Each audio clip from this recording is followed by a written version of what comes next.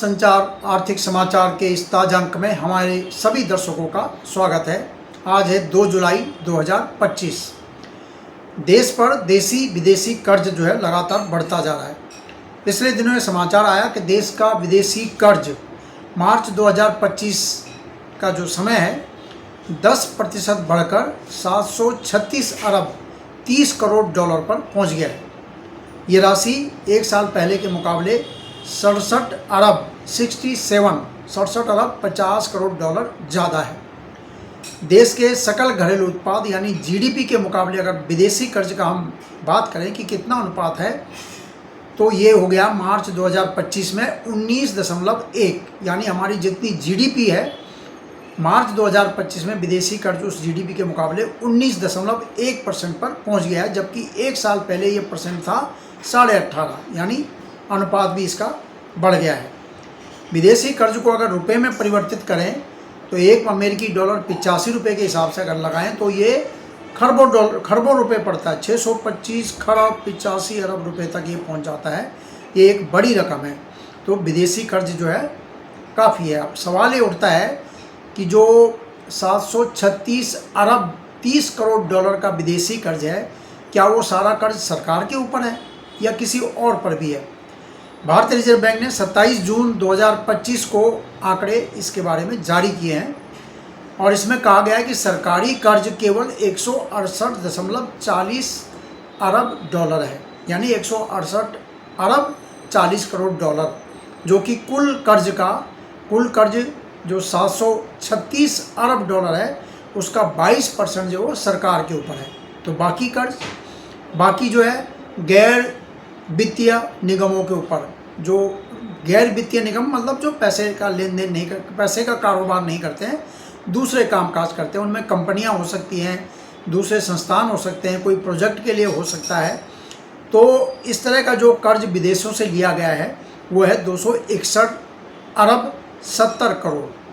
सरकार के ऊपर सिर्फ 168 अरब था और कंपनियों के लिए, गैर वित्तीय कंपनियों के ऊपर 261 अरब 70 करोड़। और सेंट्रल बैंक को छोड़कर जो बाकी दूसरे जमा स्वीकार करने वाले निगम हैं, जैसे बैंक आदि होते हैं, ये भी कंपनियां ही हैं। बैंक भी एक तरह की कंपनी है। तो जो बाहर से या अपने ग्राहकों से कहीं से भी जो है, जिनकी बाहर ब्रांचें हैं, वहाँ पैसा लेते हैं, जमा करते हैं, फिर देते हैं, जो भी कुछ है। तो इस तरह का जो जमा स्वीकार करने वाले का कॉरपोरेशन है उन पर जो 202 अरब डॉलर का कर्ज है। और बाकी जो वित्तीय संस्थान है वो 69 अरब 20 करोड़ डॉलर। तो इस 736 अरब डॉलर के विदेशी कर्ज में 168 अरब 40 करोड़ सरकार पर है, गैर वित्तीय संस्थानों पर 261 अरब 70 करोड़ डॉलर, और जमा स्वीकार करने वाले निगमों और संस्थानों पर 202 अरब डॉलर, और दूसरे जो वित्तीय फाइनेंशियल इंस्टीट्यूशन उन पर 69 अरब 20 करोड़ डॉलर। तो अलग अलग पे है। और सरकार को अपना कर्जा चुकाना है, कंपनियों को अपना कर्जा चुकाना है। तो ये फॉरेन करेंसी में उन्होंने कर्ज लिया है। कई बार ये माना जाता है कि विदेशी बैंकों से या विदेशी संस्थानों से जो कर्ज लेते हैं उस पर मामूली ब्याज होता है, बहुत कम ब्याज होता है, तो वो सस्ता पड़ता है भारत के मुकाबले। तो भारत में उसका आगे रुपए में कन्वर्ट करके आगे आपको काम करना है तो वो उन्हें सस्ता पड़ता है। हम अपने दर्शकों को बताना चाहेंगे कि पूरे विदेशी कर्ज में अब ये है कि ये कर्ज लौटाना कब है। हमारे पास जो विदेशी मुद्रा भंडार है, अगर उसके मुकाबले कितना है ये, तो कब लौटाना है ये विदेशी कर्ज जो है। तो ये कर्ज कोई 1 साल की अवधि तक का है, कोई 2 साल, कोई 5 साल, कोई 15 साल, कोई 20 साल में लौटाना है। तो 1 साल की अवधि का जो शॉर्ट टर्म कर्ज है, जिसकी अगले 12 महीने में जिसकी जो है मैच्योरिटी होनी है, वो कुल कर्ज का जो हमारा टोटल कर्ज है उसका 18% है, यानी अगले 1 साल में हमें 18.3% कर्ज ही लौटाना है। तो कोई प्रेशर वाली बात नहीं है कि हमें पूरा पैसा अगले 1 साल में देना है। 1 साल पहले मार्च 2024 में ये अनुपात 19.1 था, अब थोड़ा कम होकर 18.3, यानी स्थिति में सुधार हुआ है। और कुल विदेशी कर्ज में 1 साल की अवधि के भीतर लौटाया जाने वाला कर्ज 134 अरब 50 करोड़ डॉलर है, यानी 736 अरब डॉलर का जो कर्ज है उसमें अगले एक साल में जो हमने लौटाना है वो है 134.50 यानी 134 अरब 50 करोड़ डॉलर। तो अब स्थिति स्पष्ट हो गई है कि कोई बहुत प्रेशर नहीं है भारत के ऊपर कि ये कर्जा हमें बिल्कुल जल्दी से लौटाना है। वहीं अगर लंबी अवधि की बात करें कि लंबे समय में 2 साल 3 साल 5 साल 10 साल 15, उसमें कितना लौटाना है 601 अरब 90 करोड़। तो वो आगे आने वाले टाइम में इतना, तो मतलब जो अगले 12 महीने या एक साल में जो लौटाना है वो 134 अरब है। कोई दबाव वाली बात नहीं है। देश के विदेशी मुद्रा भंडार के समक्ष विदेशी कर्ज के अनुपात की अगर हम बात करें तो निकट भविष्य में हमें कितना विदेशी कर्ज चुकाना है। एक साल पहले जहां हमें 19.7% लौटाना था विदेशी मुद्रा भंडार के मुकाबले की बात करूं, वहीं मार्च 2025 में 20% लौटाना है।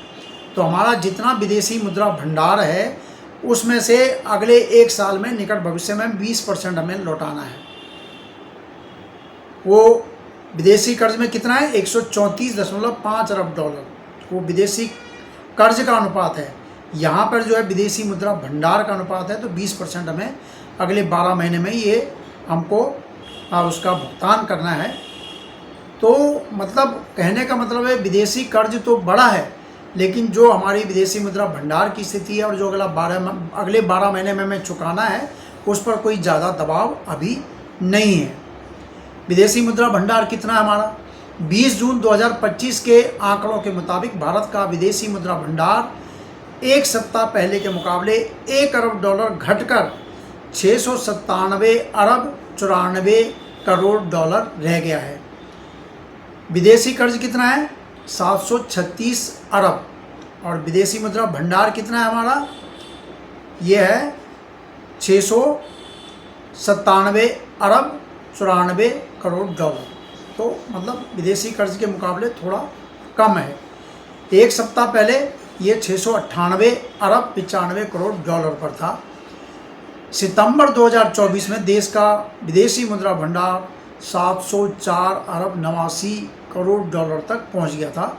तो उसके मुकाबले थोड़ा इसमें कमी आ गई है, मतलब 4 और 3 7-8 अरब डॉलर कम हुआ है उस समय के मुकाबले। सितंबर 2024 के मुकाबले घटबढ़ थोड़ी बहुत चलती रहती है।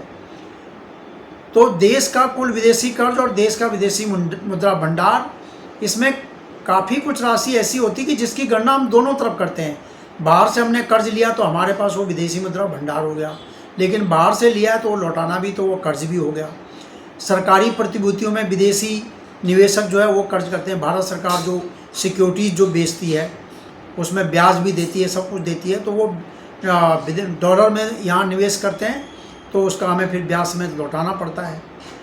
तो ऐसी कई तरह की राशि होती है जिसकी गणना कर्ज में भी होगी और हमारे विदेशी मुद्रा भंडार में भी होगी। शेयर बाज़ार में जो पोर्टफोलियो निवेशक निवेश करते हैं तो वो यहाँ डॉलर में अपना इन्वेस्टमेंट करते हैं, तो हम उसको विदेशी मुद्रा भंडार में गिनते हैं। लेकिन जब वो पैसा निकालते हैं तो फिर हमें उन्हीं विदेशी मुद्रा में ही वो लौटाना भी पड़ता है। तो इस तरह की ये कई तरह की जो है इसमें जटिलताएं हैं। सबसे बड़ी बात है कि भारत के विदेशी कर्ज में घरेलू कर्ज की बात करें तो वित्त वर्ष 25-26 के दौरान सरकार की उधारी करीब 15 लाख करोड़ रुपए रहने का अनुमान है।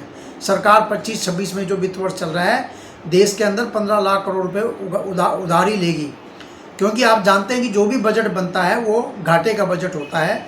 25-26 का कुल बजट है 50,65,000 करोड़ रुपए का, और सरकार ने जो अपनी प्राप्तियां दिखाई हैं वो है 35 लाख करोड़ रुपए।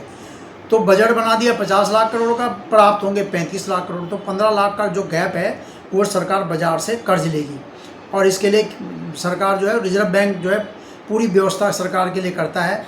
ऋण, सरकारी ऋण प्रतिभूतियाँ जारी की जाती हैं 10 साल की 15 साल की, उन पे ब्याज फिक्स किया जाता है और पैसे जुटाए जाते हैं और वो सरकार को दिए जाते हैं। तो वो भी सरकार के ऊपर कर्ज ही होता है, उसे सरकार को ब्याज समेत लौटाना पड़ता है। तो 25-26 के अंत में भारत सरकार का कुल आंतरिक और विदेशी और जो दूसरी देनदारियाँ कितनी हो जाएंगी, आप हिसाब लगाइए। इकाई दाई सैकड़ा हज़ार 10 लाख करोड़ 196,78,772 करोड़ रुपए तक पहुंचने का अनुमान है। इसमें आंतरिक कर्ज होगा 190,14,852 करोड़ रुपए और विदेशी कर्ज होगा 6,60,920 करोड़ रुपए, ये रुपए में है। वहीं सोमवार को रिजर्व बैंक की तरफ से जारी वित्तीय स्थिरता रिपोर्ट में बताया गया कि वित्त वर्ष 24-25 में प्रति व्यक्ति कर्ज, ये कर्ज की बात हो रही है, प्रति व्यक्ति कर्ज 10.8% बढ़कर 4,80,000 रुपये हो गया है। जो कर्ज लिया गया है, लोगों ने जो बैंकों से, दूसरे संस्थानों से कर्ज जो लिया है वो 4,80,000 रुपये हो गया, जबकि मार्च 2023 में ये 3,90,000 रुपये था। जीडीपी के मुकाबले परिवारों पर कर्ज का अनुपात पिछले 2 साल में 40% से बढ़कर 41.9% हो गया है और कुल कर्ज में गैर आवासीय खुदरा ऋण की हिस्सेदारी करीब 55% तक हो गई है। गैर आवासीय यानी होम लोन के अलावा, यानी सरकार, आम लोग जो है दूसरी चीज़ों के लिए भी कर्ज ले रहे हैं और इससे पता चलता है कि देश में कई अर्थशास्त्री ये मान रहे हैं कि इससे तेज़ आर्थिक विकास दर और जीवन स्तर में आए बदलाव का जो है ये संकेतक है। तो इस वीडियो में इतना ही। आप हमारे वीडियो को लाइक कीजिए, शेयर कीजिए और आपकी कोई प्रतिक्रिया है तो उसका भी स्वागत है। नमस्कार।